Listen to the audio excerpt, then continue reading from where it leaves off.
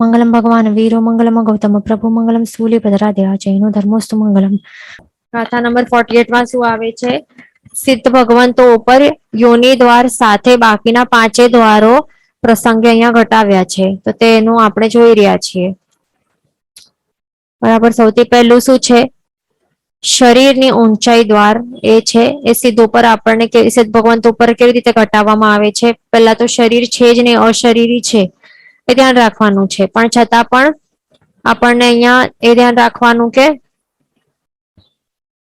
આવી રીતે કોઈ પણ જીવ જ્યારે કોઈ પણ સાધના આરાધના કરીને આવી રીતે શું થાય? મોક્ષની અવસ્થા પ્રાપ્ત કરે તો ત્યારે કેટલા આકાશ પ્રદેશોની કેટલી અવગાહના, એટલે આકાશ પ્રદેશોમાં કેટલી અવગાહના એટલે કે કેટલો સ્પેસ ઓક્યુપાય કરીને આ સિદ્ધ ભગવંતો રહેલા હોય છે. તો તે આપણે સમજી શકીએ. પણ એ ધ્યાન રાખવાનું કે આ સિદ્ધ ઉપર 5 દ્વારમાં શરીરની ઊંચાઈ કેટલી હોય, એવી રીતે પૂછેલું હોય તો એમ નહીં લખવાનું કે સિદ્ધ ભગવાનની શરીરની ઊંચાઈ આટલી હોય, 333 ધનુષ અને 1/3 333 and 1/3 ધનુષ, અથવા તો 333 ધનુષ અને 32 અંગુલ એવી રીતે લખશો તો રોંગ આવશે. ખાસ ધ્યાન રાખવાનું. શું લખવાનું હોય? શરીરની ઊંચાઈ પૂછવામાં આવે સિદ્ધ ભગવંતની તો શું લખવાનું કે તેઓ અશરીરી છે, માટે એમની ઊંચાઈ કોઈ ઊંચાઈ નથી, એ યાદ રાખવાનું. બરાબર. પણ એવું ક્વેશ્ચન આવે, એવું પૂછવામાં આવે કે સિદ્ધ ભગવંતો કેટલી સિદ્ધ ભગવંતોના આત્મપ્રદેશો કેટલી અવગાહનામાં રહેલા છે, એવી રીતે જો પૂછવામાં આવે તો આવી રીતે આ આન્સર રાઈટ છે. તો પછી તેમના આત્મા પ્રદેશો આટલી અવગાહનાને કવર કરીને રહેલા છે. 333 ધનુષ, ઉત્કૃષ્ટ 333 and 1/3 ધનુષ, એટલે કે બીજા આવી રીતે પણ લખી શકાય, અથવા તો 33 ધનુષ અને 32 અંગુલ એવી રીતે પણ લખી શકાય. એ ધ્યાન રાખવાનું. અને જઘન્યથી હા, અને આ તીર્થંકરો માટે ખાસ ધ્યાન રાખવાનું. તીર્થંકર ભગવંતોનું કેવી રીતે હોય છે? ઉત્કૃષ્ટથી 333 and 1/3 ધનુષ, અથવા તો 333 ધનુષ 32 અંગુલ આવી રીતે, અથવા તો જઘન્યથી હોય આ ઉત્કૃષ્ટથી, અને જઘન્યથી તીર્થંકર ભગવંતોનું આત્મા કેટલી અવગાહનામાં રહેલો હોય, 4 અને 2/3 હાથ, આટલા પ્રમાણના અવકાશમાં તીર્થંકર ભગવંતોનું આત્મા ત્યાં સિદ્ધ તરીકે રહેલો હોય. પણ સામાન્ય કેવલી ભગવંતો છે તો એમના માટે કેટલું હોય છે? એમનું ઉત્કૃષ્ટથી આ જ હોય છે 333 and 1/3 ધનુષ, અથવા તો 333 ધનુષ 32 અંગુલ, અને જઘન્યથી કેટલું? 32 અંગુલ. એ ધ્યાન રાખવાનું. બરાબર. બીજું અહીંયા આપણે શું જોઈ રહ્યા છે કે આવી રીતે ધ્યાન રાખવાનું કે સિદ્ધ ભગવંતોની જે હાઈટ હોય ઉપરથી, તો તે બધા સરખા હોય, સરખી હાઈટમાં રહેલા હોય, ભલે તે કઈ પણ અવસ્થામાં રહેલા હોય. અહીંયા જોઈ શકો છો, આ સૂતેલી અવસ્થામાં છે અહીંયા બિરાજમાન. બરાબર. આવી રીતે, અથવા તો કોઈ બેઠેલા હોય, કોઈ ઉભા હોય, કોઈ ઉભળક આસને હોય, કે કોઈ પણ સ્થિતિમાં રહેલા હોય, બધાનો હેડ પોઈન્ટ તો અહીંયાથી સેમ જ થાય છે. કેમ? કારણ કે આત્માનો સ્વભાવ જ એવું છે, ઊંચે ઊંચે ઉર્ધ્વ ગમન કરવાનું. તો જ્યાં સુધી અટકી નથી જતું તો ત્યાર સુધી એ ઉપર જ હશે ને. એટલે આ લેવલ તો સરખું જ હશે, નીચેથી ઉપર નીચે હોઈ શકે, જે પણ હોય એ ધ્યાન રાખવાનું. અને કેટલા એરિયામાં બિરાજમાન હોય, વિસ્તારમાં કે ડાયમીટરમાં. અહીંયાથી આટલું કેટલું છે ડાયમીટર? તે છે 45 લાખ યોજન. બરાબર. 45 લાખ યોજનના વિસ્તારમાં, એટલે કે ડાયમીટરમાં તેઓ રહેલા છે. ધ્યાન રાખવાનું. અને શિલાનો પણ આટલું જ છે ડાયમીટર, એ ધ્યાન રાખવાનું. એટલે આટલું આપણું ક્લિયર થઈ ગયું. હવે બીજું શું છે? આયુષ્યનું પ્રમાણ. તો હવે સિદ્ધ ભગવંતોનું આયુષ્ય હોય, આયુષ્ય એટલે ક્યારે હોય? જ્યારે આયુષ્ય કર્મનું ઉદય રહેલું હોય, બંધાયેલું હોય, તો ત્યારે આયુષ્ય હોય ને. તો એમનું તો તેઓ ટોટલી કર્મરહિત અવસ્થામાં છે, એટલે આયુષ્ય કર્મ જ નથી. તો માટે હવે થી કોઈ પણ તેઓ તેમને કોઈ પણ શરીરમાં રહેવાનું છે જ નથી. શરીરમાં નથી રહેવાનું, ન તો કોઈ ભવ કરવાના છે, માટે આયુષ્યનું પ્રમાણ પણ ન હોય, એ ધ્યાન રાખવાનું, એ પણ નથી. એટલે આ ધ્યાન રાખવાનું, શરીરની ઊંચાઈ નથી, આયુષ્ય પ્રમાણ પણ નથી. પછી ત્રીજો દ્વાર છે પ્રાણ દ્વાર. તો હવે આપણે શું જોયું? પ્રાણો કેટલા છે? દ્રવ્ય પ્રાણ અને ભાવ પ્રાણ. તો હવે પ્રાણ દ્વારમાં શું ડિસ્કસ કરેલું હતું? જીવોના 563 જીવોના જે ત્રીજો પ્રાણ દ્વાર આપણે જોયું, તો એમાં શું કયા પ્રાણનું ડિસ્ક્રિપ્શન કરેલું હતું? યાદ રાખવાનું કે તે માત્ર દ્રવ્ય પ્રાણનું ડિસ્ક્રિપ્શન કરેલું છે, ધ્યાન રાખવાનું. તો હવે પ્રાણો પૂછવામાં આવે તો શું લખવાનું? કે દ્રવ્ય પ્રાણ છે જ નહીં એમના, 10 માંથી એક પણ નથી. કેમ એમનું 10 માંથી એક પણ પ્રાણ દ્રવ્ય પ્રાણ કેમ નથી? કારણ કે એનું રીઝન શું છે? કે ઘાતી કર્મોનું એમણે ક્ષય કરી લીધું છે ટોટલી. 4 ઘાતી કર્મોનું ક્ષય કર્યું, અને એક ક્ષય કર્યા તો પછી 4 ઘાતી કર્મોનો ક્ષય કરે તો કયા ગુણો પ્રગટ થાય? આત્માના કયા સ્વાભાવિક ગુણો પ્રગટ થાય? તે આ 4 છે, બરાબર. જ્ઞાન, દર્શન, ચારિત્ર, વીર્ય, આ જે 4 છે સ્વાભાવિક આત્માના ગુણો, તો આવી રીતે તે પ્રગટ થઈ ચુક્યા છે ટોટલી એન્ડ કમ્પ્લીટલી, બરાબર. જ્ઞાનાદિક જે ભાવ પ્રાણ તે કમ્પ્લીટલી પ્રગટ થઈ ચુક્યા છે પૂર્ણ રૂપે. તો હવે આ જ્ઞાન શું, હવે અહીંયા આ ખાસ સમજવા જેવી વાત છે શું, કે હવે શું કર્યું છે? પહેલા તો 4 ઘાતી કર્મોનો ક્ષય કરે, પછી અઘાતી, બાકીના 4 અઘાતી કર્મો. તો પહેલા તો 4 ઘાતી કર્મોનો નાશ કર્યું છે, એના કારણે જ્ઞાન, દર્શન, ચારિત્ર, વીર્ય, આ 4 જે સ્વાભાવિક ગુણો છે આત્માના તે પ્રગટ થયા છે, રાઈટ. તો હવે જ્ઞાન ગુણ પ્રગટ થઈ ગયું છે, બરાબર. જ્ઞાન વગેરે સ્વાભાવિક ગુણ પ્રગટ થયા છે પૂર્ણ રૂપે. તો હવે આ સિદ્ધ ભગવંતને હવે કોઈ પણ જ્ઞાનના સાધન રૂપી ઇન્દ્રિયની જરૂર રહેશે નહીં? રહેશે ને. હવે ઇન્દ્રિયો છે એ શું, એનું કાર્ય શું છે? જાણવા માટે ઉપયોગ કરે છે ને. શું જાણવા માટે? પૂતગલોના જે પણ છે ગુણધર્મો. તો એ આ જે ઇન્દ્રિયો છે, 5 ઇન્દ્રિયો વગેરે, જે 1 થી 5 ઇન્દ્રિયો છે, તો એમનું કાર્ય શું છે? આ સાધન શા માટે આપણને મળે છે? ઇન્દ્રિયો રૂપી સાધન એ જ્ઞાનના સાધન રૂપે મળેલી છે. કેમ? કારણ કે એના દ્વારા જાણવા મળે છે ને ગુણધર્મો પૂતગલોના. તો હવે આ સાધનોની જરૂર પડશે? ઇન્દ્રિય રૂપી સાધનની જરૂર પડશે નહીં? પડશે ને, કારણ કે આત્માનું આ જ્ઞાન જે સ્વાભાવિક ગુણ છે સંપૂર્ણ રૂપે પ્રગટ થઈ ગયું છે. તો હવે આ ઇન્દ્રિયોની શું જરૂર? એના દ્વારા કંઈ પણ હવે આ સાધનની જરૂર નથી. ડાયરેક્ટલી હવે આત્મા જાણી શકે છે. પૂતગલોના જે પણ ગુણધર્મો છે તે તો જાણી શકે છે, પણ જે અરૂપી છે, પૂતગલ તો રૂપી છે ને, રૂપી દ્રવ્ય છે, પણ બાકીના અરૂપી દ્રવ્યો છે, ધર્માસ્તિકા, અધર્માસ્તિકાય, કાળ વગેરે, જે પણ આકાશાસ્તિકાય, આત્મા દ્રવ્ય, બધા શું છે? અરૂપી દ્રવ્યો છે. તે પણ જાણી શકે છે આત્મા પોતાના જ્ઞાન ગુણ દ્વારા, સ્વભાવ દ્વારા. તો હવે ઇન્દ્રિયોની શું જરૂર છે? બરાબર. તો એટલા માટે જરૂર નથી. 5 ઇન્દ્રિયો ને જે પણ આવે છે, 10 પ્રાણોમાં શું આવે છે? 5 ઇન્દ્રિયો, પછી 3 બળ, આયુષ્ય, શ્વાસોશ્વાસ અને મન, આ બધાની શું જરૂર પડશે? નહીં પડશે હવે કંઈ પણ, બરાબર. ધ્યાન રાખવાનું. પછી છે હવે યોનિ દ્વાર. તો યોનિ દ્વારમાં શું છે? યોનિ એટલે કે શું? ઉત્પત્તિ સ્થાનને યોનિ કહેવાય છે. તો હવે આપણે હમણાં જોયું કે આ સિદ્ધ ભગવંતો પાસે હવે 10 માંથી એક પણ દ્રવ્ય પ્રાણ નથી.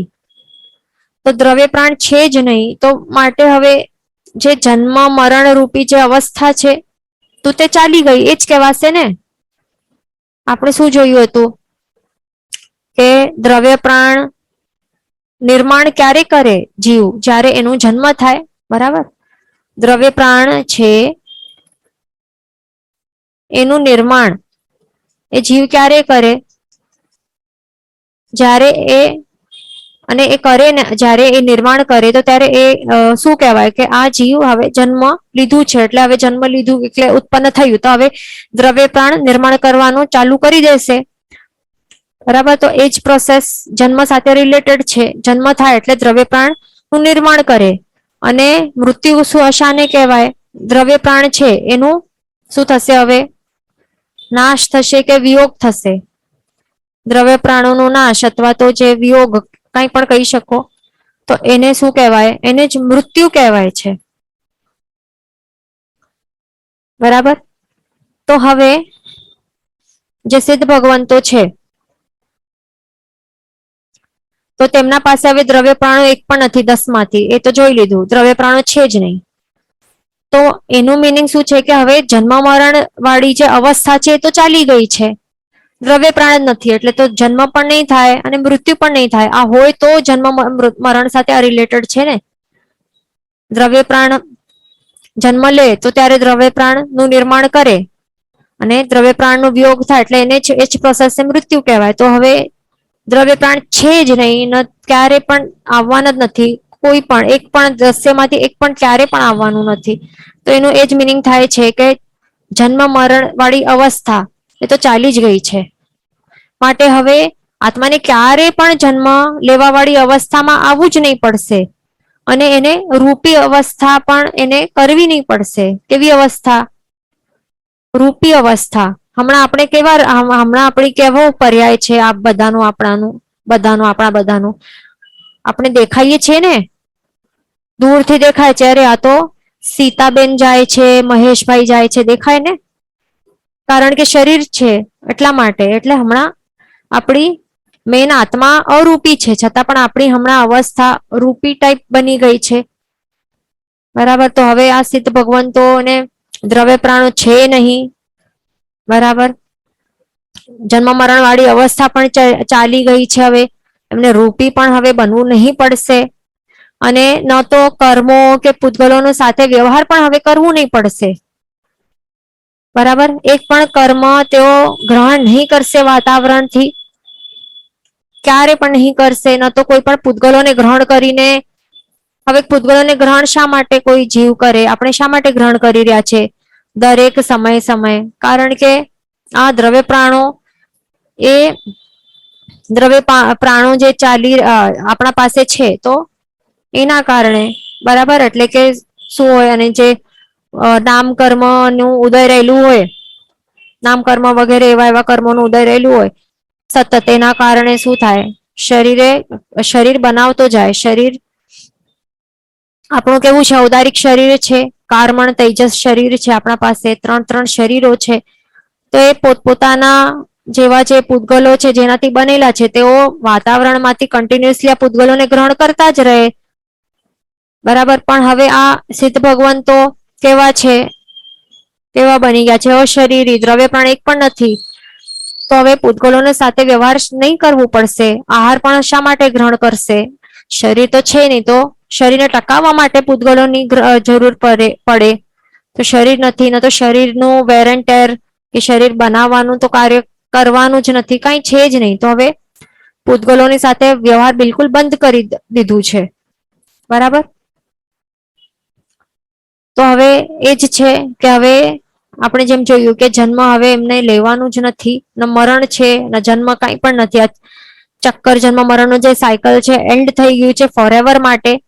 તો જન્મ લેવું જ નહીં પડે, તો જન્મ લેવાનું સ્થાન પણ નહીં હોય ને, ઉત્પત્તિ સ્થાન પણ નહીં હોય. બરાબર, જન્મ લે તો પછી એનું સ્થાન હોય ને, કોઈક ઉત્પત્તિ ક્ષેત્ર હોય. તો હવે જન્મ મરણ છે જ નહીં, તો સ્થાન ક્યાંથી હોય? એટલે યોની પણ નહીં હોય, એ ધ્યાન રાખવાનું. પછી 5મું દ્વાર છે, શું છે? સ્વ સ્વરૂપમાં સ્થિતિ. હવે અહીંયા ધ્યાન રાખવાનું કે બીજા જે 563 જીવો હતા, કેટલા 563 જીવો હતા સંસારી શરીરી જીવો, તો એમના માટે 5મું દ્વાર કયું હતું? 5મું દ્વાર કયું હતું? સ્વકાય સ્થિતિ હતી ને, યાદ રાખવાનું આ બધું. તો સ્વકાય સ્થિતિ હતી. તો સિદ્ધ ભગવંતો ઉપર ને એટલે એવું પૂછવામાં આવે કે સિદ્ધ ભગવંતોની સ્વકાય સ્થિતિ શું છે, કેટલી છે, તો શું કહેવાય, નહીં નથી એમની સ્વકાય સ્થિતિ. પણ જો એવું પૂછવામાં કે સ્વ સ્વરૂપમાં સ્થિતિ કેટલી, તો કહેવાનું સાદી અનંતકાળ સુધી. આ ખાસ ધ્યાન રાખવાનું, નોટ ડાઉન કરી લેવાનું. બરાબર. કેમ સ્વકાય સ્થિતિ નથી એમની? કારણ કે હવે એમના પાસે કાયા છે, સ્વકાય કાય સ્થિતિ, શરીર છે, કાયા છે નથી ને. તેઓ માત્ર પોતાના જે શુદ્ધ સ્વરૂપમાં આવી ગયા છે, નિરાકાર બની ગયા છે, આકાર વિના છે, હવે નિર્વિકાર છે એટલે કે કર્મ રહિત છે, નિસંગ છે એટલે કે હવે પૂતગલો સાથે કોઈ સંગ નથી, ન સંયોગ છે, કઈ નથી. બરાબર. અશરીરી છે, અરૂપી અવસ્થામાં આવી ગયા છે, સ્વાભાવિક અવસ્થામાં આવી ગયા છે. અને પણ કેટલા ટાઈમ માટે? એ ટાઈમ સ્ટાર્ટ થયું એમનું, એટલે કે આદિ સહિત, સાદી એટલે કે સ પ્લસ આદિ એટલે કે આદિ સહિત, સ્ટાર્ટિંગ સાથે, એટલે સ્ટાર્ટ થયું હતું. ક્યારે સ્ટાર્ટ થાય? એ ક્યારે થયું? જ્યારે આ જીવ, આ જે શરીરી જીવ છે, એમણે 4 ઘાતી કર્મોનો નાશ કર્યું, પછી 4 અઘાતી કર્મોનો પણ નાશ કરી દીધું. અને એ સમયમાં પછી આ અંતિમ વખત આ શરીરને ત્યાગીને શું કરે છે? આત્મા નીકળે છે બહાર અને સિદ્ધ સ્વરૂપી આવી રીતે આડોવરો નિબટ રુજુ ગતિમાં આવી રીતે સ્ટ્રેટ શું કરે છે? આવી રીતે સિદ્ધ તરીકે અહીંયા બિરાજમાન થઈ જાય છે, સ્થિર થઈ જાય છે. એટલે સ્ટાર્ટ હતું ને એમનું આવી અવસ્થા પામવાનું, એક સમય હતું પર્ટિક્યુલર, જ્યારે આ જીવે સિદ્ધ અવસ્થા પ્રાપ્ત કરી, એટલે કે મોક્ષની અવસ્થા પ્રાપ્ત કરી, તો એનું એ સાદી કહેવાય, કારણ કે સ્ટાર્ટ હતું, એક ટાઈમ હતો. પણ હવે ક્યાર સુધી? તો એનું કોઈ એન્ડ નથી, અનાદિકાળ સુધી, અરે અનંતકાળ સુધી, સોરી, અનંતકાળ સુધી. એટલે કે સ્ટાર્ટ હતું આદિ સહિત, એટલે સ્ટાર્ટ સહિત, પણ ક્યાર સુધી? અનંતકાળ સુધી, એટલે કે જેનો અંત નથી. તો આવી જ રીતે સ્વ સ્વરૂપમાં આવી જ રીતે તેઓ રહેલા જ હશે ફોર એવર એન્ડ એવર સુધી. ક્યારે પણ આ સ્થિતિનો ત્યાગ થશે નહીં, ધ્યાન રાખવાનું. પાછા ક્યારે નથી આવવાનું. નમુથુડમ સૂત્રમાં છે ને, મપુનરાવિતિ, એટલે કે પાછો ફરવાનું નથી, અહીંયા પાછો જન્મ મરણ લેવાનું નથી.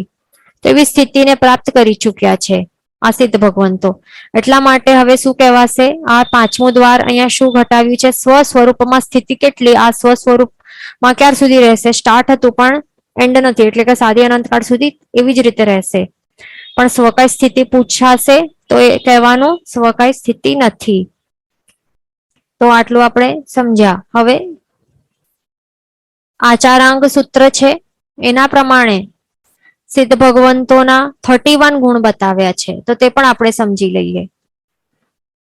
આચારાંગ સૂત્ર છે એના પ્રમાણે સિદ્ધ ભગવંતોના કેટલા 31 ગુણ બતાડ્યા છે. તો તે કયા કયા છે?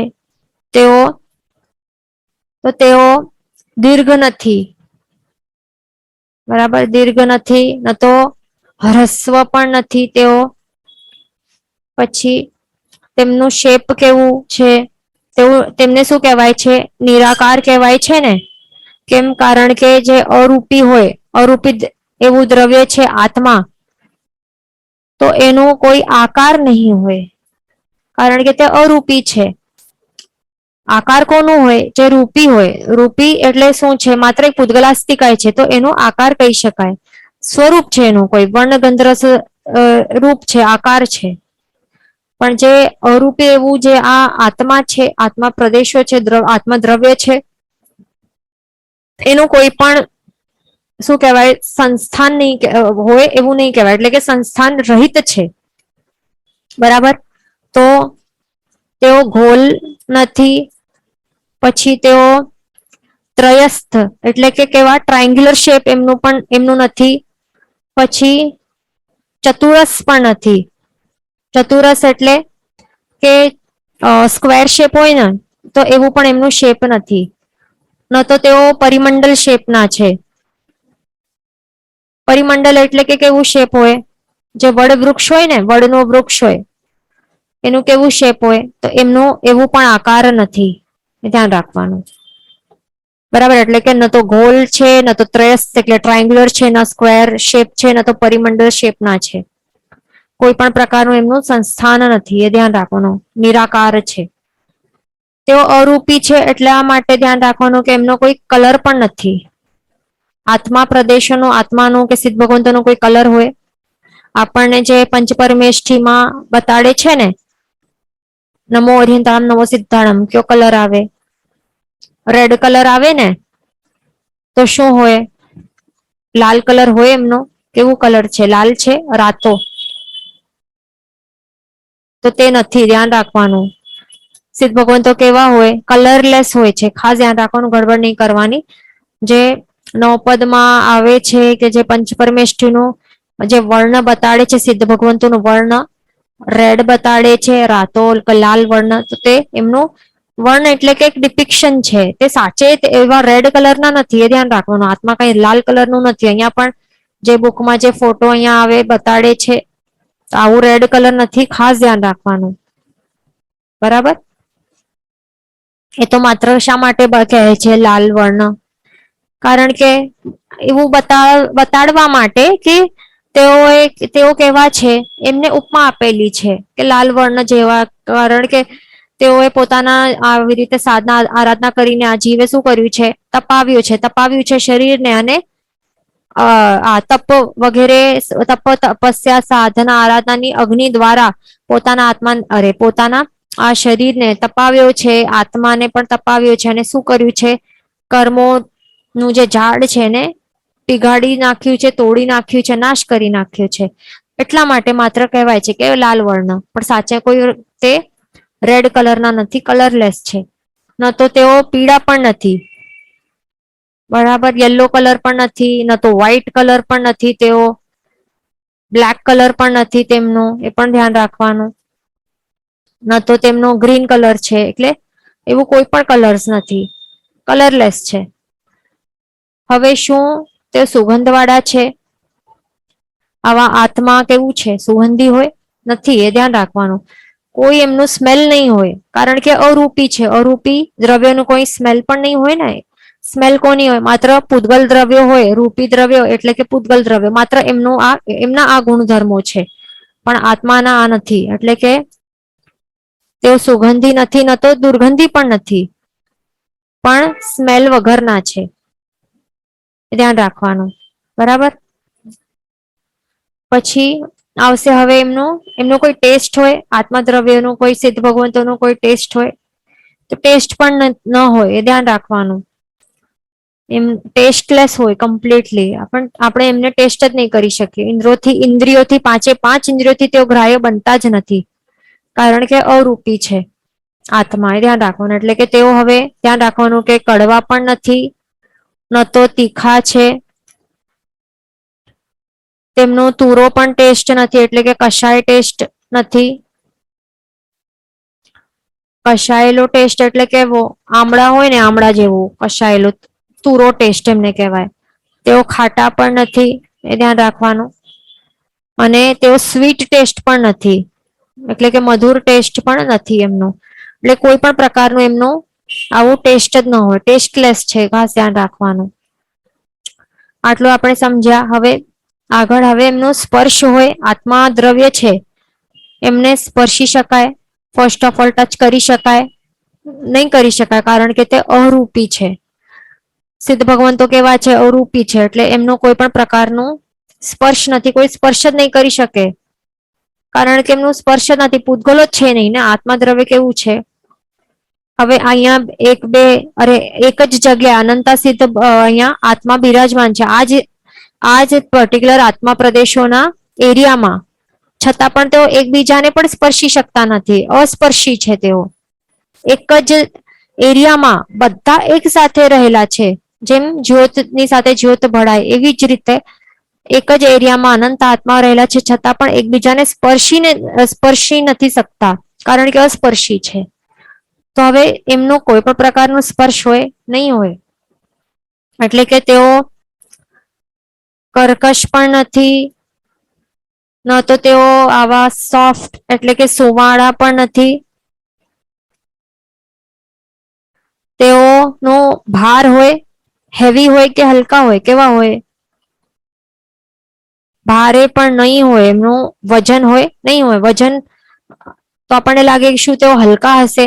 અહીંયા હાથમાં આવી રીતે ઉપર આવી જાય છે અને અહીંયા બિરાજમાન થઈ જાય છે, તો શું એમનું વજન હલકો હશે?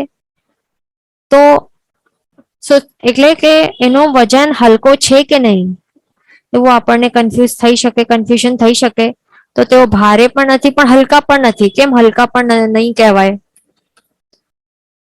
એનું રીઝન શું છે? હલકા કેમ નહીં કહેવાય?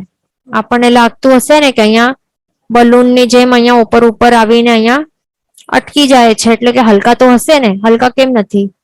પણ હલકો વજન ક્યારે ફીલ થાય? આપણને ક્યારે ફીલ થાય? જ્યારે આપણે સમજો કે હવે અહીંયા એક કોટન બોલ છે, રૂઈ હોય ને, રૂઈનો ઘોડો છે કે ઊનનો ઘોડો છે કે ફેધર છે, કંઈ પણ છે આવું, ફેધર કે ઊનનો ઘોડો કે રૂઈનો ઘોડો છે, તો આપણે એને હલકો કહીએ ને, હલકો જ કહીએ ને. આ ભારી થોડી છે રૂઈનો ઘોડો કે એક દોરો પડેલો હોય કે વાર હોય, એને શું કહેવાય? ભારી કહેવાય? નહીં કહેવાય ને, હલકા કહેવાય. કેમ હલકા કહેવાય? કારણ કે આપણે એને હાથથી ઉચકીને જોયું છે, સ્પર્શ કરીને જોયું છે, એનો સ્પર્શ કેવું હલકો લાગે છે આપણને. બરાબર, આપણા હાથથી આપણે એને સ્પર્શ કર્યું તો ત્યારે ફીલ થયું, ખ્યાલ આવ્યો કે અરે આ તો હલકી વસ્તુ છે. પણ અહીંયા આત્મા છે, સિદ્ધ ભગવંતો છે, તો એમને આપ એમનું વજન ચેક કરવા આપ ટ્રાય પણ કરશો ને, તો પણ એમને સ્પર્શી જ નહીં શકશો. બરાબર, આપણે એમને સ્પર્શ જ નહીં કરી શકીએ. એટલા માટે કહેવાય છે એમનું સ્પર્શ નથી. ન તો ભારે સ્પર્શ છે, ન તો હલકો સ્પર્શ છે. હલકા સ્પર્શ કોનો હોય? આવા ફેધર્સ હોય કે વાળ હોય કે દોરો હોય કે આ રૂઈ હોય, કોટન હોય, તો એમનો હલકો સ્પર્શ. આ બધા પૂતગલો છે જે રૂપી છે, એમના હલકા સ્પર્શ હોય, કારણ કે આપણે સ્પર્શીને ચેક કરી શકીએ છીએ એમનું વજન હલકો છે. પણ સિદ્ધ ભગવંતોનું વજન જ નથી, સ્પર્શ નથી કરી શકતા, તો કેવી રીતે ખ્યાલ આવશે કે ભારી છે કે હલકા? બરાબર, એટલે અહીંયા ગડબડ નહીં કરવાની. તેઓનો ન તો ભારી સ્પર્શ છે, ન તો હલકો સ્પર્શ છે, ધ્યાન રાખવાનું. બરાબર, પછી આગળ હવે તેઓ ઠંડા છે કે ગરમ એવા છે, તો ધ્યાન રાખવાનું. તેમનું શીત સ્પર્શ પણ નથી, એટલે કે ઠંડા પણ નથી, ન તો ઉષ્ણ સ્પર્શ છે, એટલે કે ગરમ પણ નથી. ફીલ જ નહીં થાય, ન ગરમી ન ઠંડી, એમને એટલે સ્પર્શી જ નહીં શકાય, તો કેવી રીતે ફીલ થશે? એક આત્મા બીજા આત્માને પણ સ્પર્શી શકતો નથી, અસ્પર્શી છે. તો કોણ આ જગતમાં કોણ આત્માને સ્પર્શી શકશે? કોઈ નહીં. ધ્યાન રાખવાનું. પછી તેઓ સ્નિગ્ધ પણ નથી અને વૃક્ષ પણ નથી, એ ધ્યાન રાખવાનું. આટલું સમજી લીધું, એટલે કે આઠે આઠ સ્પર્શ રહિત છે, અસ્પર્શી છે આત્મા દ્રવ્ય. ધ્યાન રાખવાનું. પછી નેક્સ્ટ ગુણ કયો છે? તેઓ દેહધારી નથી, એટલે કે કેવા છે? અશરીરી છે. પછી છે કે તેઓ ક્રિયાવાળા નથી. ક્રિયાવાળા નથી એટલે કે શું? હવે તેઓ કોઈ પણ ક્રિયા કરે છે? અક્રિય છે તેઓ, અક્રિય એટલે કે કોઈ પણ પ્રવૃત્તિ કરતા નથી, ન તો કરશે. જેમ છે આત્મા પ્રદેશો, એવી જ રીતે સ્થિર ને સ્થિર અચલ રહેલા છે. આ આત્મા છે ને, આ પર્ટિક્યુલર આત્મા, એમાં અસંખ્ય આત્મા પ્રદેશોથી આ બનેલું છે, છતાં પણ એક પણ હલશે નહીં, અહીંયાથી ત્યાં હલશે પણ નહીં. ટોટલી અચલ અને એકદમ સ્થિર છે. ખાસ ધ્યાન રાખવાનું. તો એક પણ આત્મા પ્રદેશ અહીંયાથી ત્યાં એનું આંદોલન સ્પંદન કાંઈ ચાલી જ નથી રહ્યું, તો કોઈ ક્રિયા કરવાની વાત જ ક્યાં આવે? અને ક્રિયા શા માટે કરશે? કર્મો ક્રિયા કરાવે ને. કર્મો કે શરીર હોય તો એના કારણે શું થાય છે? પ્રવૃત્તિઓ કે હલનચલન હોય કે આ બધી ક્રિયાઓ આપણે કરતા હોઈએ, પણ એ તો કેવા છે? કર્મ રહિત છે, અશરીરી છે, અક્રિય છે, સ્થિર છે. પછી કેવા છે તેઓ? એમનું રૂપ કેવું છે, તેઓ પુરુષ છે, સ્ત્રી છે કે કોણ છે, હવે શું છે? અહીંયા આટલા સાધુ ભગવંતો આવી રીતે એમનું આત્મા મોક્ષની અવસ્થા પ્રાપ્ત કરી લીધી, તો શું એમને આ પર્ટિક્યુલર આત્મા જે આ સાધુ ભગવંત હતા, એટલે કે શું હતા, પુરુષ રૂપી પર્યાયમાં રહેલું હતું એમનું અંતિમ ભાવ, તો હવે આ પુરુષનું જ એટલે કે આ સાધુ ભગવંતનું આત્મા અહીંયા સ્થિર બની જાય છે, તો શું આ આત્માને શું કહેવાશે, પુલ્લિંગ કહેવાશે કે પુરુષ રૂપી કહેવાશે? અને અહીંયા બીજા કોઈ સાધ્વીજી ભગવંતોનું આત્મા છે, તો કેવલ જ્ઞાન પ્રગટ કરીને કોઈ સાધ્વીજી નું આત્મા અહીંયા મોક્ષની અવસ્થા પ્રાપ્ત કરી લીધી, તો શું આ સ્ત્રી રૂપી છે આત્મા શું છે? એવું નથી.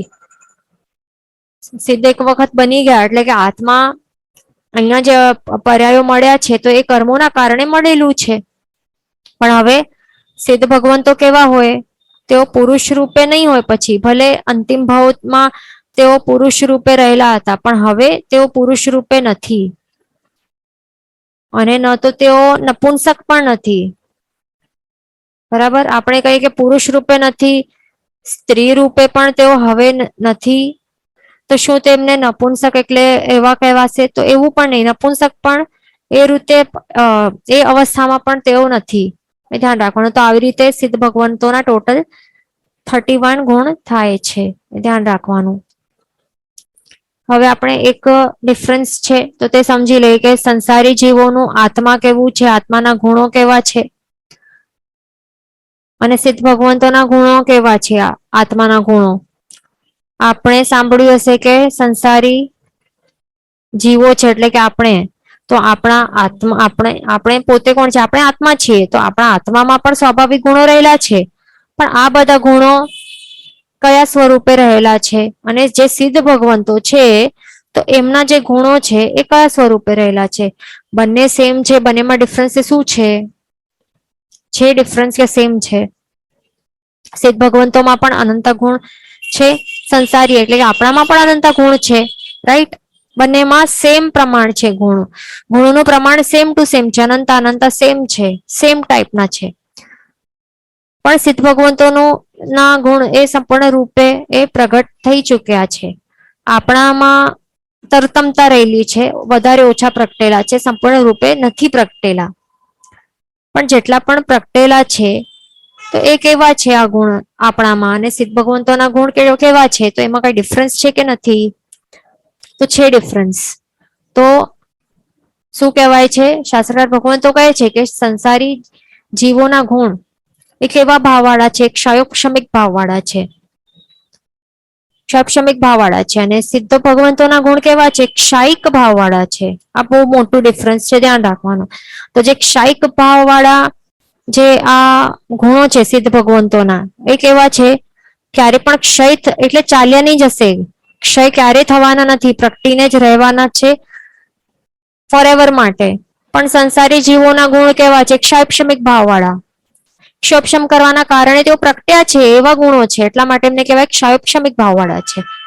બરાબર, એટલે ક્યારે પણ એમનું આવરણ થઈ શકે છે, એટલે કહી શકાય કે ગુણો ચાલ્યા ગયા, અવગુણો આવી ગયા, દુર્ગુણો આવી ગયા, અથવા તો કર્મોનું ઉદય થઈ ગયું, એવી રીતે કહી શકાય. તો આ ઘણું મોટું ડિફરન્સ છે. તો આપણને કેવું શું કરવાનું છે કે આપણામાં પણ ક્ષાયિક ભાવ વાળા ગુણો પ્રગટી જાય જેવા સિદ્ધ ભગવંતોના છે. એટલે આપણે સિદ્ધ અવસ્થા એટલે કે શું? એમ કહેવાય કે બધા ગુણો ક્ષાયિક ભાવ વાળા પ્રગટે એવા આવી જાય તો પછી સિદ્ધ અવસ્થા પ્રાપ્ત થઈ, બસ. તો આટલું આપણે જોઈ લીધું. હવે ગાથા નેક્સ્ટ છે 49મી. તો એમાં શું બતાવે છે? યોનિ દ્વાર હજી પણ કન્ટિન્યુ રહેલું છે, યોનિઓની ભયંકરતા બતાડતી ગાથા છે, બધાને ગ્રહણ કરવાની છે. કાલે અણાઈ નિહણે જોણી ગહણમી ભીષણે ઇત્થ ભમિયા ભમિ હિંતી ચિરમ જીવા ઝીણ વયણ મલહંતા. પાછું એક વખત.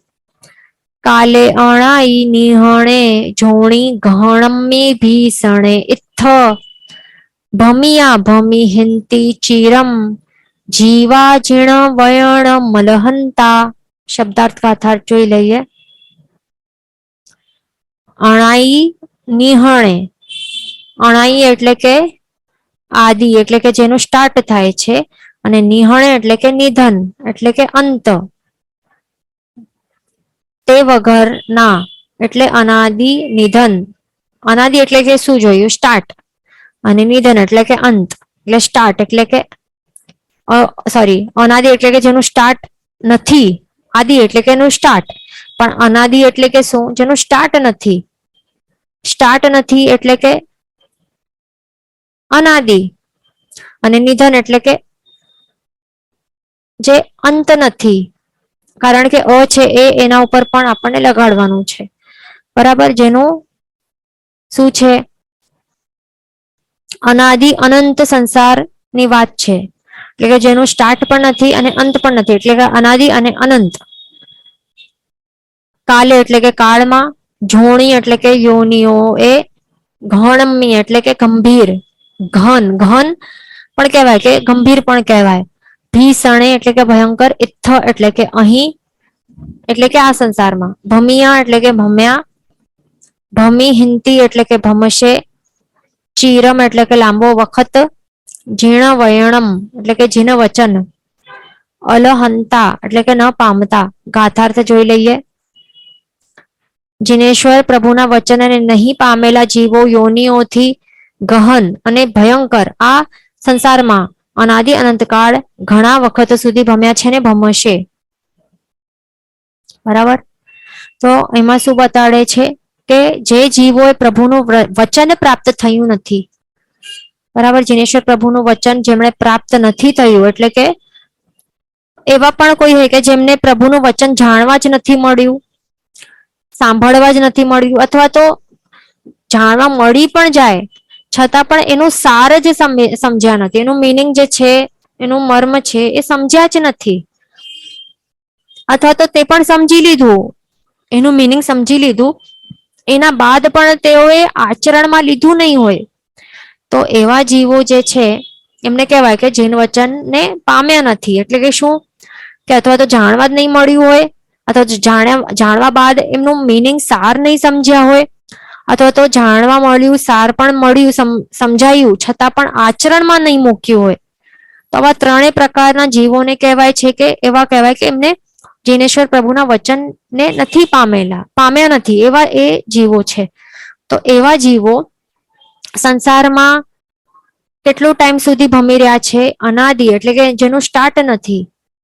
કારણ કે અવ્યવહાર, બધા સ્ટાર્ટિંગમાં અવ્યવહાર રાશિની સૂક્ષ્મ નિગોદમાં જતા ને, પણ ક્યાંથી સ્ટાર્ટિંગથી જતા, એટલે એનું સ્ટાર્ટ છે નહીં, પહેલાથી જ એક્ઝિસ્ટ થઈને જ રહેલા જ છે બધા જ આત્મા, એટલે કોઈ સ્ટાર્ટ છે જ નહીં, પહેલાથી જ છીએ આપણે. કોઈ પહેલો દિવસ નથી કે કોઈ જન્મ્યો છે કે ક્રિએટ થયો છે આત્મા, એવું છે જ નહીં, પહેલાથી જ રહેલું છે. એટલે કે અનાદિ, એટલે આપણે અનાદિથી જ આ સંસારમાં ભટકી રહ્યા છે. જન્મ મરણ અવ્યવહાર રાશિની સૂક્ષ્મ નિગોદમાં ચાલતું જ હતું, બરાબર. એટલે કે સંસારમાં આવા જીવો જે જિનેશ્વર પ્રભુનું વચન નથી પામ્યા, આવા જીવો અનાદિ કાળથી ભમી રહ્યા છે, અને હજી ક્યાર સુધી ભમશે, અનંત કાળ સુધી, અંત નથી એવું કાળ, એટલા અનફાઇનાઇટ કાળ સુધી ભમતા રહેશે. તો આપણને શું કરવાનું છે, પ્રભુના વચનનું સાર શું છે તો તે સમજવાનું છે. જાણવા તો મળ્યું ને આપણને, આપણા બધાને, જે આપણે હમણાં છીએ, આપણને પ્રભુનું વચન જાણવા તો મળ્યું છે, પણ એનું સાર શું છે તો તે જાણવાનું છે. અને સાર એટલે પ્રભુ મેઇનલી શું કહે છે કે આપણને સ્વ સ્વરૂપને ઓળખવાનું છે. અહીંયા આ સિદ્ધ ભગવંતોનો દ્વાર શા માટે બતાડ્યું છે, એમના ગુણો શા માટે બતાડ્યા છે, 31 ગુણો આચારમ સૂત્રમાં, કે અહીંયા 5 દ્વારો જીવ વિચાર સૂત્રમાં, સો દેટ આપણે કોણ છીએ, પોતે કોણ છે તો એ જાણવા મળે. કે આપણે કઈ જે દેખાય છે, આપણને લાગે કે આપણે અહીંયા જે દેખાય છે, સ્વરૂપ દેખાય છે, રૂપ દેખાય છે, તો આ રૂપ શું આપણું છે?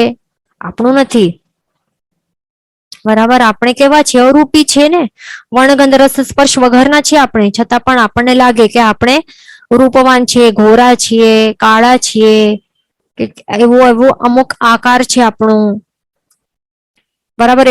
એવી રીતે આપણે ઓળખીએ છીએ પોતાને, બરાબર ને. આપણે બધા પોતાને અને બીજા જીવોને કેવી રીતે ઓળખીએ છીએ કે અરે આ કાળો માણસ એ હતો ને, અરે આ આ નામનું વ્યક્તિ આ થોડો કાળો હતો, આટલો એવો આકાર હતો એનો ફેસનો, બોડીનો આવા આકાર હતો, તો એવી રીતે ઓળખીએ છીએ ને તો આપણો મિથ્યાત્વ છે. બરાબર, આપણે પોતાને પણ એવી જ રીતે ઓળખીએ છીએ, તો એ બધું મિથ્યાત્વ છે, ખોટું છે. આપણને આપણા સ્વ સ્વરૂપને ઓળખવાનું છે. આત્મા કેવું છે, કોઈ રૂપ વાળો નથી, અરૂપી છે. એ બધું આપણને ઓળખવાનું છે, આપણા આત્મિક ગુણો જાણવાના છે, એ ઓળખવાના છે, આત્માની ઓળખાણ કરવાની છે, અને એ આત્માના ગુણોને જાણીને એની રક્ષા કરવાની છે. બરાબર, એમની રક્ષા કરવાની છે. જેટલા પણ ગુણો પ્રગટેલા છે એની રક્ષા કરવાની છે, અને બાકીના ગુણો જે એટલે જેટલા પ્રગટ્યા છે ટોટલી 100% પ્રગટાવવાના છે, નથી પ્રગટ્યા એમને પણ પ્રગટાવવાના છે. એ બધું કરવાનું છે. માર્ગાનુસારીના 35 ગુણો પ્રગટાવવાના છે, સમ્યક દર્શન ગુણ પ્રગટાવવાનું છે, બધું કરવાનું છે આપણને. બધું આપણું પેન્ડિંગ છે હમણાં. એટલે મેન આપણો પોતાનો ગોલ શું હોવું જોઈએ? અલ્ટિમેટ ગોલ આત્મકલ્યાણ આપણું થાય એ જ આપણો અલ્ટિમેટ ગોલ હોવું જોઈએ. નહીં તો પછી શું થશે?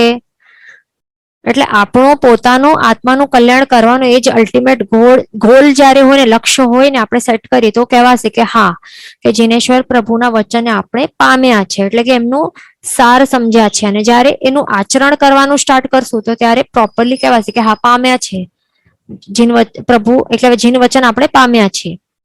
અને જો આપણે નહીં પામશું, આ બધું નહીં કરશું, આત્માના ગુણોને, આપણને પોતાના સ્વ સ્વરૂપને ઓળખશું નહીં, તો પછી શું થશે? એવા જીવો શું થશે? ગહન અને ભયંકર સંસારમાં ભટકતા રહેવું પડશે આપણને અનંતકાળ સુધી, અનાદિ અનંતકાળ સુધી. બરાબર, અહીંયા હવે બે વસ્તુઓ કહી છે કે આવા જીવો યોનિઓથી ગહન એટલે કે શું કહે છે અહીંયા? હવે તિર્યંચ ગતિ કેવી છે આપણે જોઈ ને, તિર્યંચોનું આપણે જોયું 22 સ્થાવરિક ઇન્દ્રિયો છે, પછી શું છે 6 વિકલેન્દ્રિયો છે, 20 પંચેન્દ્રિય તિર્યંચો છે. કેટલું છે? તિર્યંચ ગતિ કેટલી મોટી છે! તો તિર્યંચ ગતિ રૂપ આવો ગહેન સંસારમાં જો ભટકી જશું, અથવા તો જે ભયંકર બતાડે છે આ સંસાર, એટલે કે નરક ગતિ કહી શકાય. નરક ગતિ પણ કેવી છે? નરક ગતિ રૂપી ભયંકર સંસારમાં જો ભટકવા મળશે તો પછી શું થશે? આપણા પોતાના આત્માને જ દુખી કરશું આપણે. બરાબર, તો એવી રીતે પણ આ ગહનતા ને ભયંકરતા બતાડી છે. અથવા તો જન્મ મરણ જે છે, સંસારમાં જન્મ મરણ કરવાનું, પરિભ્રમણ કરવાનું, એને પણ ભયંકર જ કહેવાય છે સંસાર. એટલે કે શું? સંસારનું શબ્દ આપણે મિનિંગ જોયું હતું એકદમ સ્ટાર્ટિંગમાં, જે વિચાર સ્ટાર્ટ કર્યું હતું ત્યારે, જે સંસરણ કરે એને સંસારી જીવો કહેવાય. સંસરણ એટલે કે પરિભ્રમણ, જન્મ મરણનું સંસરણ કરે એટલે કે પરિભ્રમણ કરે એવા જીવોને સંસારી કહેવાય. તો એ સંસાર પોતે એટલા માટે ભયંકર કહેવાય છે, એટલે કે સંસરણ કરવું એ પોતે ભયંકર છે, એ ધ્યાન રાખવાનું. તો આવી રીતે યોનિઓ એટલે કે શું? યોનિ એટલે કે શેનાથી આ છે કનેક્ટેડ? યોનિ એટલે કે જન્મથી કનેક્ટેડ છે, જન્મસ્થાન કહેવાય છે, ઉત્પત્તિ સ્થાન. એટલે યોનિઓ એ જન્મસ્થાનો સાથે કનેક્ટેડ છે, અને પ્રાણોનો વિયોગ થાય છે એને શું કહેવાય છે? મરણ કહેવાય છે. બરાબર, એટલે કે યોનિઓથી ગહન એટલા માટે કહેવાય છે કે યોનિઓથી ગહન એટલે કે શું? જન્મસ્થાનો આટલા કેટલા બધા છે, કેટલા બધા છે, અનંતા છે, અરે અસંખ્યાતા છે. બરાબર, આટલા બધા જન્મસ્થાનો છે, અસંખ્યાતા. અને સાથે સાથે ભયંકર આ સંસાર, તો પ્રાણોનું જે વિયોગ થાય છે, એટલે કે મરણ કરવું પડે છે, વારંવાર મરણ કરવું પડે છે, એવું છે આ ભયંકર એવું સંસાર છે. તો એટલા માટે આપણને એનાથી છુટકારો જો જોઈતો હોય તો એના માટે શું કરવું પડશે? આપણને જિનેશ્વર પ્રભુના વચનો છે એનું અનુસરણ કરવું જોઈએ, એ અહીંયા બતાડે છે, ધ્યાન રાખવાનું. પછી ગાથા નંબર 50 આપણે ગ્રહણ કરશું. બે જ ગાથા રહી હવે. એમાં યોનિ દ્વાર હજી ચાલુ છે, અહીંયા ઉપદેશ આપતી આ ગાથા છે, ગ્રહણ કરશું. તા સંપઈ સંપત્તે મણુ અત્તે દુલ્લહે વિ સંમત્તે સિરી સંતિ સૂરી સિઠ્ઠે કરેહ ભો ઉજ્જમમ ધમ્મે.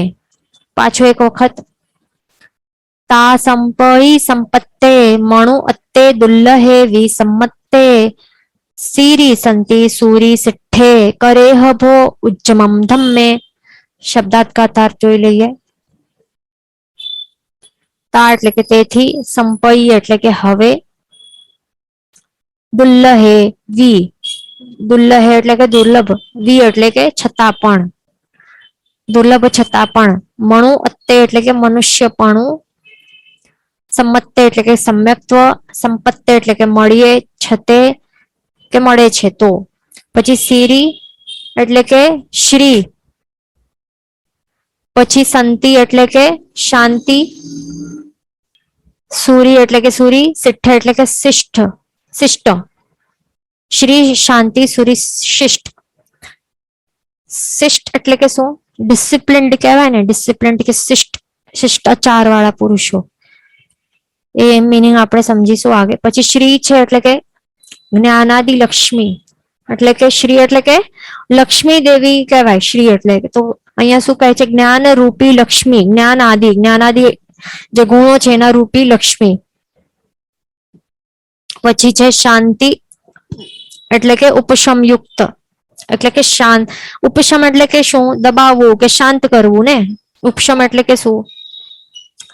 કોઈ કર્મો હોય એમને ઉપશમ કરવું એટલે કે દબાવવું કે શાંત કરવું, એટલે કે શાંતિને અહીંયા ઉપશમ યુક્ત કહેવાય છે, એવું ટાઈપ કહેવાય છે। પછી સૂર્ય એટલે કે પૂજ્ય પુરુષોએ, સિટ્ઠે એટલે કે ઉપદેશેલા અથવા શ્રી શાંતિ સૂર્ય બતાવેલ, ધમ્મે એટલે કે ધર્મમાં, ઉજ્જમમ એટલે ઉદ્યમ, કરેહ કરો, ભો એટલે કે હે મનુષ્ય। અહીંયા ધ્યાન રાખવાનું કે અહીંયા જે આ લેટર છે ને, અહીંયા ઘ નથી, શું છે? ઉદ્યમ। જ્યારે દ મળે, હાફ દ પ્લસ ય, એ બંનેને મળે ને તો ત્યારે આ શબ્દ બને છે, એને આવી રીતે લખાય અને કહેવાય ઉદ્યમ, દ્ય છે દ્ય, ઉઘમ કે ઉઘ્યમ કે એવું કઈ નથી, ઉદ્યમ, દ અને ય ધ્યાન રાખવાનું। ગાથાર્થ શું છે? હવે માટે હવે તો દુર્લભ છતાં મનુષ્યપણું અને સમ્યક્ત્વ મળ્યા છતાં, અરે સોરી, અને સમ્યક્ત્વ મળ્યા છે તો હે ભવ્ય મનુષ્યો, જ્ઞાનાદિ લક્ષ્મી અને શાંતિયુક્ત પૂજ્ય પુરુષોએ તથા શ્રી શાંતિસુરીજી મહારાજે બતાવેલા ધર્મમાં ઉદ્યમ કરો। એટલે કે અહીંયા શું બતાડે છે કે આવા ભયંકર જે ભવ ગહન રૂપ સંસાર છે ને, તો એમાં જીવો 563 માંથી કોઈ પણ 563 કોઈ પણ ભેદોમાંથી કોઈ પણ ભેદે જન્મે છે, બરાબર ને? કોઈ પણ ભેદે જન્મે છે અને આટલી અસંખ્ય યોનિઓમાં તે ભટકે છે અને સ્વકાય સ્થિતિ કેટલી? એ પણ મોટી મોટી સ્વકાય સ્થિતિઓ છે દરેકની, તો આવી મોટી મોટી સ્વકાય સ્થિતિઓમાં તેઓ દુઃખ પામે છે। માટે હવે અને પણ તેમાંથી કોઈક જ જીવોને મનુષ્ય ભાવ પ્રાપ્ત થાય છે ને, કોઈકને જ, કારણ કે મનુષ્ય કેટલા છે હમણાં ટોટલ? કઈ અનંત કે અસંખ્ય નથી, કેટલા છે ટોટલ મનુષ્ય? છે ક્યાં? પેલા તો અઢી દ્વીપમાં જ છે અને પણ કેટલા છે ટોટલ? સંખ્યાતા છે, ઓનલી કાઉન્ટેબલ છે, ધ્યાન રાખવાનું। મનુષ્ય કેટલા છે એનું નંબર સંખ્યાતા છે, કાઉન્ટેબલ છે માત્ર। તો આટલા જ જીવો, સંખ્યાતા જીવોને જ મનુષ્યપણું પ્રાપ્ત થાય છે, એટલે વિચારો કેટલું દુર્લભ છે આ મનુષ્ય ભાવ, બરાબર? આટલા 563 ભેદોમાંથી કેટલા બધા તિર્યંજ ગતિમાં, નરક ગતિ, દેવ ગતિમાં જાય છે, મનુષ્ય ગતિમાં માત્ર આટલા જણોને જ અહીંયા મનુષ્યપણું પ્રાપ્ત થાય છે, જન્મ થાય છે। એટલે મનુષ્યપણું એ ક્યારે પ્રાપ્ત થાય એ મેળવવું ઘણું દુર્લભ છે, કઈ ઈઝી નથી, છતાં પણ આપણને મળ્યું છે ને આવું દુર્લભ, આવું મનુષ્ય ભાવ એ મળી ગયું છે। વળી એનાથી પણ દુર્લભ જે કહેવાય ને, એને શું કહેવાય? સમ્યક્ત્વ એટલે સમ્યક દર્શન ગુણ, એ પણ મળ્યું છે। એટલે જેમને મળી છે એમના માટે વાત છે, જેમને નથી મળી એમનું તો હવે એમનું આ છે કે હવે આ મળી ગયું તો હવે આ એનું આ લક્ષ્ય હોવું જોઈએ, આ પ્રાપ્ત કરવાનું। પણ અહીંયા શું કહે છે કે જેને દુર્લભ એવું મનુષ્ય મળી ગયું, વળી એનાથી પણ વધારે દુર્લભ એવું સમ્યક દર્શન પ્રાપ્ત થઈ ગયું છે, બરાબર? બીજા બધા જે હોય ને આવા પૂતગલો હોય કે સંપત્તિ, સત્તા, સંબંધો, સંયોગો, વ્યક્તિ વસ્તુએ પ્રાપ્ત થવો એ તો ઘણો ઈઝી છે, સુલભ છે, આ કઈ મોટી વાત નથી. પણ આત્માની સાચી સંપત્તિ શું છે? આત્માની સાચી સંપત્તિ શું છે? આ છે જ્ઞાનાદિ લક્ષ્મી, આ છે સાચી સંપત્તિ છે. જ્ઞાનાદિ લક્ષ્મી એ પણ કોના સમ્યક્ત્વ સહિત એને સાચો જ્ઞાન કહેવાય. એટલે કે સમ્યક્ત્વ એ આત્માની સાચી સંપત્તિ છે. તો આત્માની આ સંકિત આ સાચી સંપત્તિ જે છે પ્રાપ્ત થવી ઘણી જ દુષ્કર છે, પણ એની પણ પ્રાપ્તિ થઈ જાય એના બાદ સમ્યક્ત્વ પ્રાપ્ત થઈ જાય એના બાદ શું થાય? જીવનું ભવ પ્રમાણ ઉપર અંકુશ આવી જાય છે, સ્ટોપ થઈ જાય છે. અને સંસારમાં ભવ પ્રમાણનું જે કાળ છે ને એ લિમિટેડ બની જાય છે, એક શોર્ટ થઈ જાય છે. એક ભવથી કરીને માત્ર અર્ધ પૂતગલ પરાવર્તન કાળ સુધી જ ભમવું પડે છે, એના બાદ નિશ્ચિત મોક્ષની અવસ્થા મળશે જ. આવું છે આ સમ્યક્ત્વની તાકાત. અને આ સમ્યક્ત્વની તાકાત આટલી છે એટલા માટે સમ્યક્ત્વ પ્રાપ્ત કરવા માટે ઘણું પ્રયત્ન કરવું જોઈએ. એને શું કહેવાય છે? ધર્મની ભૂમિકા કહેવાય છે, અથવા તો ધર્મનું જે મૂળ છે આ સમ્યક દર્શન છે. તો આ પ્રાપ્ત થઈ જાય એના બાદ ધર્મ તો કરવો જ જોઈએ. કરવું જોઈએ એટલે કે આચરણમાં હવે લાવવું પડશે. આ સમ્યક્ત્વ એટલે શું? શ્રદ્ધા મળી ગઈ, શ્રદ્ધા જ્ઞાન અને શ્રદ્ધા તો મળી ગઈ, હવે આચરણમાં તો મૂકવું પડશે ને. સમ્યક દર્શન સમ્યક જ્ઞાન મળી ગયું છે તો સમ્યક ચારિત્ર પણ એ પ્રાપ્ત થશે તો કંઈક થશે ને. એટલે આચરણમાં આપણને લાવવાનું છે, પ્રમાદ નથી કરવાનું એ કહે છે. બરાબર. બીજું, સંકિત કેવી રીતે પ્રાપ્ત થાય છે? જીવને કેવી રીતે પ્રાપ્ત થાય છે? તો એ શું કહે છે? તો એ હવે અહીંયા પહેલા તો ક્વેશ્ચન લઈ લઈએ, એનું આન્સર આપણે નેક્સ્ટ ક્લાસમાં લઈ લઈશું. અહીંયા ક્વેશ્ચન છે કે આઈ અન્ડરસ્ટેન્ડ ફોર સિદ્ધ ભગવંત અવઘાના ઓફ આત્મા પ્રદેશ 2/3 છે અહીંયા.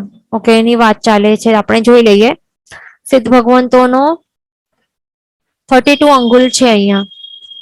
બરાબર.